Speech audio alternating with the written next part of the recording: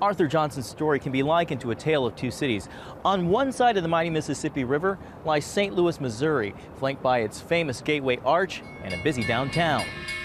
And on the other side sits East St. Louis, Illinois, a struggling city known for its high crime rate and its high unemployment rate, nearly twice that of the national average. Those harsh realities make it difficult for East St. Louisans to find their way out of the city and attain their dreams. So this is the old neighborhood? This is the old neighborhood. Growing up in the projects, Arthur inherited a fighting spirit. That same spirit helped him resist the pull of drugs and violence with dreams about going places. I would imitate the broadcaster. I said, there goes Arthur, and he lands a right hand, another right hand by Johnson. Inspired by Muhammad Ali, he took up boxing by the time he was 10, joining a club by forging a permission slip. I signed it myself because you were supposed to have your mother sign it. My mother never signed it. Of course, later on, my mom would find out, and she knew that perhaps maybe I found something that was going to keep me out of trouble. The only problem, Art's size. It would play a recurring role throughout his career, apparent the very first time he put on the gloves. I was a small guy, and this kid belted me with a shot, knocked me on my tush, and I got back up, and I could hear in the crowd somebody say, "Don't quit, don't quit." Art listened and kept at it, eventually using his size to his advantage as a flyweight fighter, earning the nickname Flash due to his lightning-fast punching combinations. And in that ring, you had thunder in both hands. To be so small, to hit so hard, man, at a small weight, 106 pounds, 112 pounds.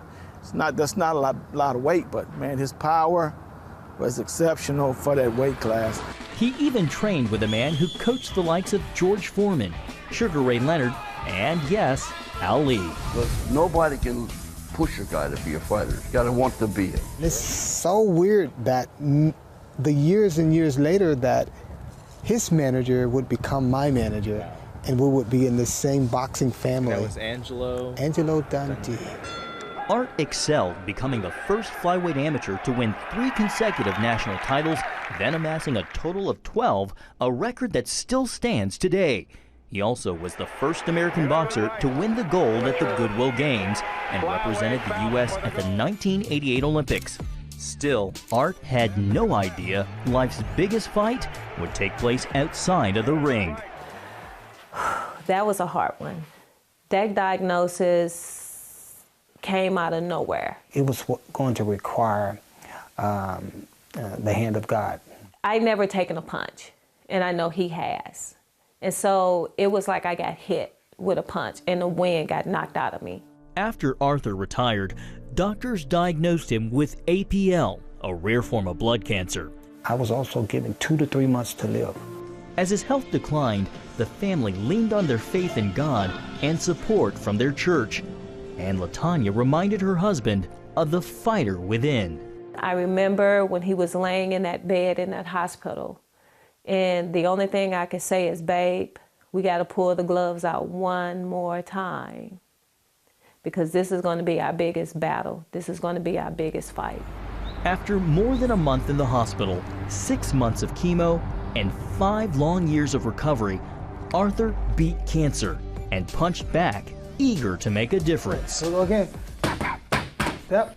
Good, beautiful. We toured the Flash Boxing Gym and Educational Center during construction, where he told us he planned to do more of this. On the ball of your feet, on the ball of your feet, right. Using boxing to train young hopefuls the lessons he's learned inside and outside the ring. Beautiful. That's what I see. I see him leaving a piece of himself in the next generation. Through the gym and foundation, he's helping these hometown kids dream big. To the left, to the left, to the left. Something both his students and their parents appreciate.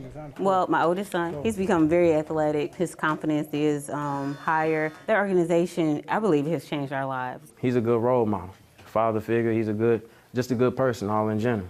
You know, this city need more people like him. You know, this stuff that he's doing for us, and he's not getting paid to do it. For him to be doing a lot of this out the kindness of his heart, and that's a blessing. So I'm excited about the lives that we're touching, the lives that we're gonna change. And we made some champions in the physical form, But more importantly, I think we're going to make champions in life. Arthur Johnson's fight now outside of the ring is based on a simple premise. He's fighting for his hometown and for future generations, reminding young people if they can dream it, they can achieve it. John Jessup, CBN News, East St. Louis, Illinois.